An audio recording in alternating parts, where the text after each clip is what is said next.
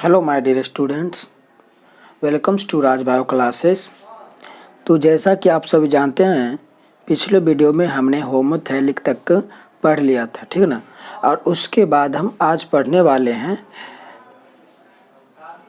युग्मक संरचना के दौरान कोशिका विभाजन, ठीक है। इसको हम इंग्लिश में cell division during gamete formation कहते हैं, ठीक है ना।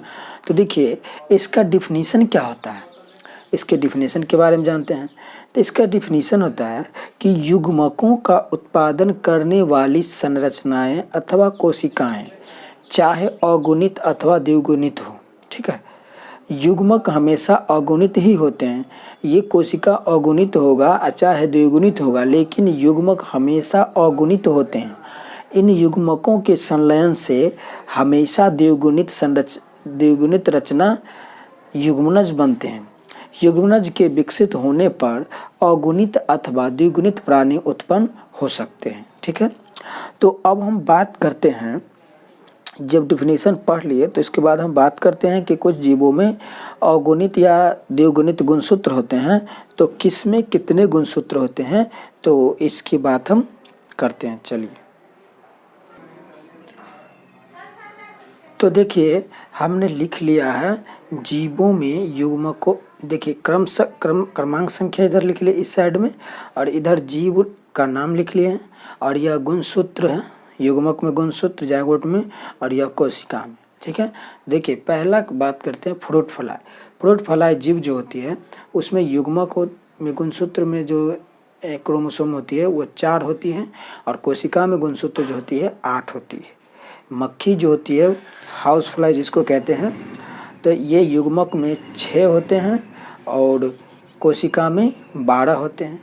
बिल्ली की बात करते हैं तो यह गुणसूत्र में 19 होते हैं और कोशिका में 38 होते हैं।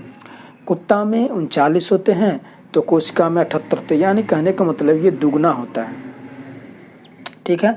अब उसके बाद देखिए, और चूहा जो है, चूहा में अगर 21 गुणसूत्र है तो उसमें कोशिका में गुणसूत्र कितने हो जाएंगे, 42 हो जाएंगे। मानव की बात करते हैं तो मानव में गुणसूत्र 23 जोड़ी होते हैं, तो कोशिका में कितने हो जाते हैं, 46 हो जाते हैं। तो और है तो और आगे दिखाते हैं।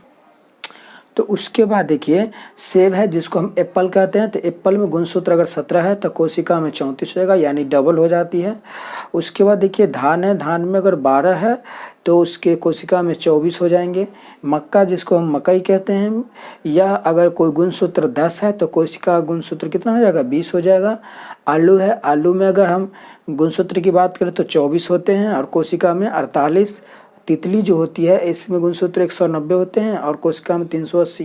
प्याज जो होते हैं यह गुणसूत्र 16 होते हैं, कोशिका में 32। और यह फर्न एक पौधा है जिसमें 630 गुणसूत्र होते हैं, जो कि कोशिका में कितने हो जाते हैं, 1260 हो जाते हैं, ठीक है।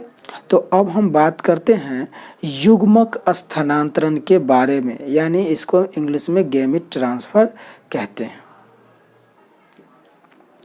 तो देखिए हमने युग्मक स्थानांतरण यानी इंग्लिश में कहते हैं गैमेट ट्रांसफर, तो इसका हमने डिफिनीशन भी लिख लिया है। तो डिफिनीशन देखिए क्या है, कहता है कि युग्मक जनन के द्वारा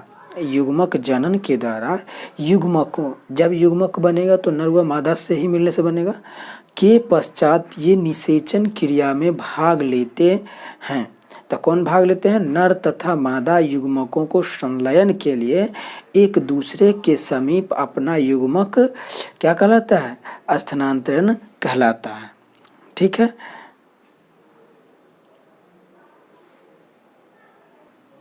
और ये देखिए सबसे इम्पोर्टेंट बात तो ये है कि अगर कभी भी कोई पूछ दे कि नर युग्मक जो होते हैं वो क्या होते हैं, मोटाइल होते हैं या नन मोटाइल होते हैं, तो हम क्या कहेंगे कि अधिकांश जीवों में ना, देखिए क्या होता है कि अधिकांश जीवों में नर युग्मक चलनशील होते हैं।